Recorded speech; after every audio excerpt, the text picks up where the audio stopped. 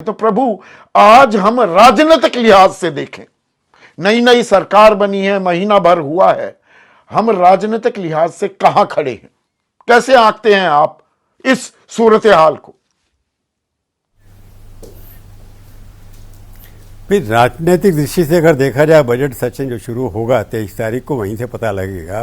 परंतु जो छोटा सा सेशन हुआ है उसके अंदर राजनीति हुई है, कन्फ्रंटेशन हुई है, कंसेंसस हुआ है, देश के किस मुद्दों पर सहमति बनेगी, मेरे को वो दिशा दिखाई नहीं देती। तो 4 दिन का जो भी राष्ट्रपति का भाषण पढ़ने के बाद ये है कि हम ये करेंगे या वो करेंगे, परंतु कोई भी दिशा अभी तक दिखाई नहीं देती किस तरफ ये देश जाएगा। परंतु ये स्पष्ट है कि ये सरकार, मोदी जी का जो तीसरी टर्म है, वो उनका चाल चलन और चेहरा वैसा ही होगा जिनका पहले 10 साल से चल रहा है। उसके अंदर कोई भी परिवर्तन नहीं होगा। वो अपनी नीतियों को कॉन्टिन्यूटी, जो कह रहे हैं कि कॉन्टिन्यूटी विथ चेंज कोई नहीं आई है अभी तक, ना आने की अपेक्षा है, परंतु कॉन्टिन्यूटी ज़रूर होगी। कई रिकॉर्ड टूटेंगे। कई साल, 10 साल तक मंत्री रहे हैं जो कभी न रहे। पिछले 75 साल में एक व्यक्ति 10 साल तक लगातार एक मंत्रालय में भी रहा हो और मंत्री भी रहा हो। इस तरीके इस कैबिनेट के अंदर आधे से ज़्यादा ऐसे मंत्री हैं जो रिकॉर्ड तोड़ेंगे। उनके लिए पॉलिटिकल मैसेज आप कह सकते हैं। पॉलिटिकल स्टेबिलिटी गवर्नमेंट की ये अपने आप में एक मैसेज है। इकोनॉमिक स्टेबिलिटी अभी क्या होगी ये डिपेंड करता जो बजट आने वाला है। परंतु ये बड़ा क्लियर है, stability of the government, political stability of the cabinet, वो एकदम कायम है।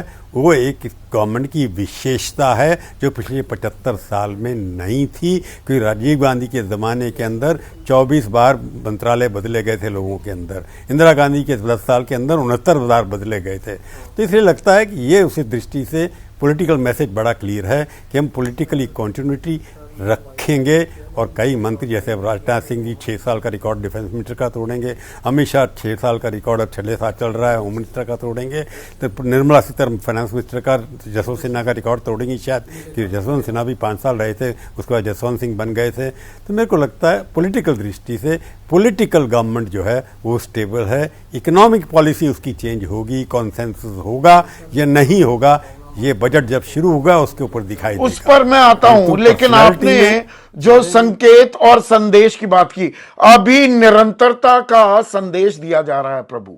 लेकिन मैं बिल्कुल सीधा आम आदमी का सवाल अगर पूछूं, अब नई सरकार बनी है, विपक्ष में भी थोड़ी जान आई है और सरकार निरंतरता का संदेश दे रही है। विपक्ष कह रहा है हम इस बार घेर कर मानेंगे, हम अपना एजेंडा, अपनी बात मनवाने के लिए सरकार को मजबूर कर देंगे। देखिए यथास्थिति क्या है, सरकार तो लगातार तीसरी बार एनडीए की बनी है, विपक्ष और कांग्रेस तो 100 का आंकड़ा भी नहीं पार कर पाई।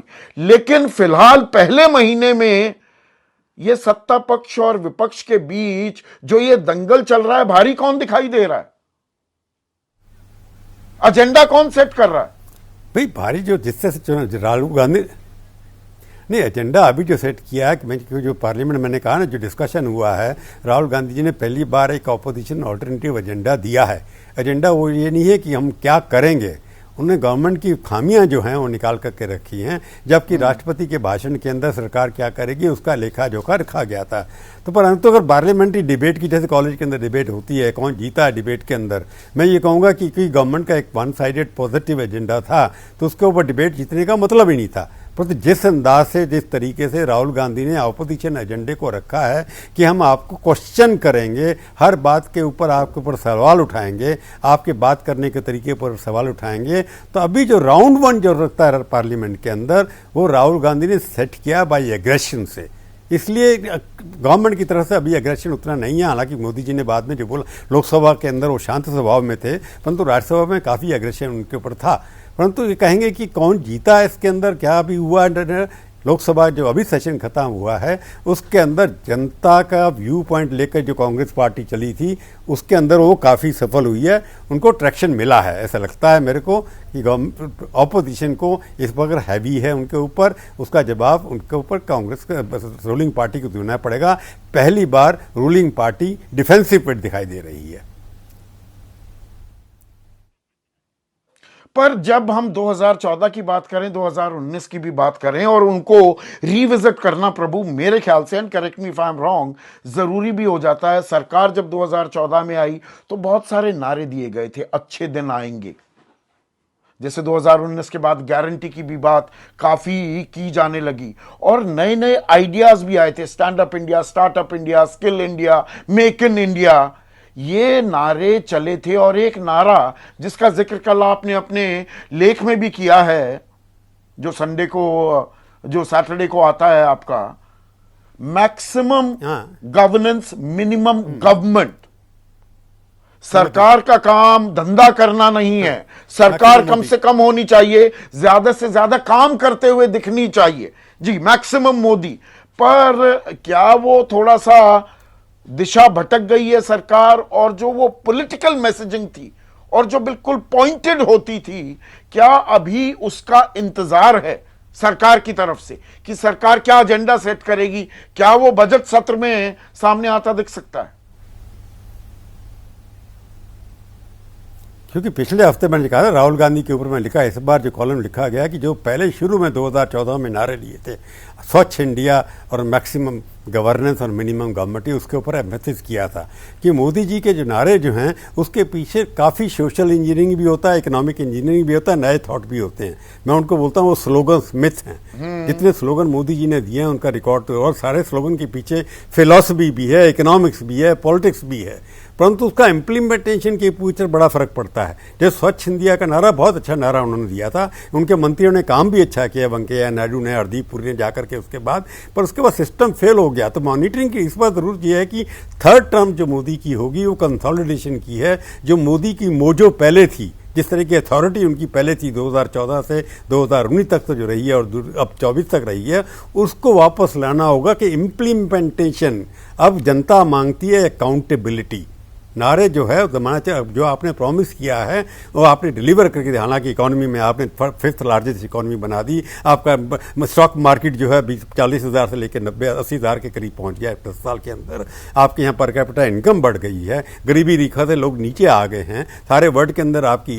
परंतु अब जो मैंडेट मिला है उसको रिपीट अगर आप थर्ड टर्म के फोर्थ टर्म के अंदर वापस लाना चाहते हैं तो जितने वायदे अच्छे आपने किए हैं उनको इम्प्लीमेंट करना होगा। उस दिशा में काम करने के लिए अभी तक कोई मैसेज सामने नहीं आ रहा। क्या रोड मैप है उनके सामने? मोदी जी को अपना रोड मैप खड़ा करना होगा, जिससे इसीलिए प्रभु मैं सिर्फ एक पत्रकार से नहीं, एक स्टूडेंट ऑफ इकोनॉमिक्स, और आपने इकोनॉमिक्स पढ़ाई भी है दिल्ली यूनिवर्सिटी में, जो ये बजट आएगा, पहला आम बजट, तीसरी मोदी 3.0 या मैं सही मायने में कहूं एनडीए 3.0 की जो ये सरकार है, तो वो जो पुरानी कहावत है ना, bad good economics is bad politics and good politics is bad economics, इस कश्मकश में आएगा या आम आदमी को कुछ देते हुए सरकार दिखाई देगी? क्योंकि अब आम आदमी कह रहा है देखिए देश बन गया 5वीं सबसे बड़ी अर्थव्यवस्था, मेरी जेब में क्या आया? मैं सुधीर एक बात बताऊं, मैं दूसरी तरह से चलूंगा। Good politics is also good economics. Good politics का मतलब क्या है कि हर आदमी की जेब में पैसा हो। मैं कहता हूं विटामिन एम की जरूरत है। विटामिन एम का मतलब ये है कि एज एन इकोनॉमिस्ट लोगों की जेब में पैसा होना चाहिए, तभी डिमांड आगे बढ़ेगी। अभी तक मनमोहन सिंह का जो मॉडल था 1991, जिसको हम रिफॉर्म कहते हैं, सब कुछ कहते हैं, उसका फायदा क्या? सप्लाई साइड इकोनॉमी थी कि मैन्युफैक्चरिंग बढ़नी चाहिए, सप्लाई साइड बढ़नी चाहिए, लोग अपने आप खरीद, supply creates its own demand, एक से इसका इकोनॉमिक्स रहता है। परंतु भारतवर्ष की स्थिति ये आ गई, आज भी अखबारों में छपा हुआ है कि 60,000 करोड़ वर्ष की गाड़ियां स्टॉक्स में पड़ी हैं जो बिक नहीं रही हैं। इसका मतलब ये है कि अब आपको लोगों की जेब में पैसा डालना पड़ेगा। जीएसटी के माध्यम से जो पैसा आ रहा है 1,80,000 करोड़ हर बार, अब जब तक जनता की खरीदने की शक्ति आप नहीं बढ़ाएंगे, मिडिल क्लास, आपने कह दिया कि हम कितनी लखपति करोड़ लखपति भी बनाएंगे, लखपति देवियां बनाएंगे, ऐसा कोई नारा दिया उन्होंने। मेरे को लगता यह है कि इस बजट के माध्यम से डिमांड को स्पर करने के लिए काम करना पड़ेगा, लोगों की जेब में पैसा डालना पड़ेगा। जब तक डिमांड नहीं बढ़ेगी, जो सप्लाई आपने क्रिएट कर दी, आपने डिजिटलाइजेशन भी कर दिया, परंतु सप्लाई जितनी पड़ी है उसको कंज्यूम करने के लिए आप देखेंगे नोएडा के आसपास कम से कम 5 लाख घर बने पड़े हुए हैं एनसीआर के अंदर जो बिक नहीं रहे हैं।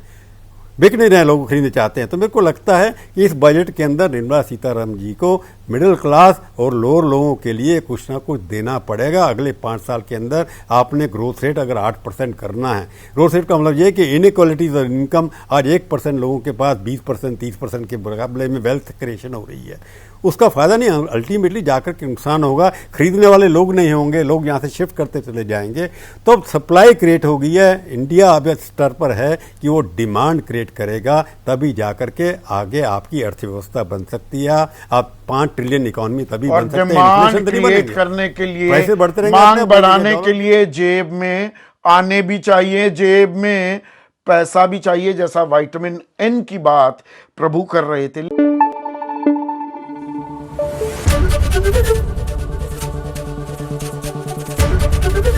एबीपी न्यूज आपको रखे आगे।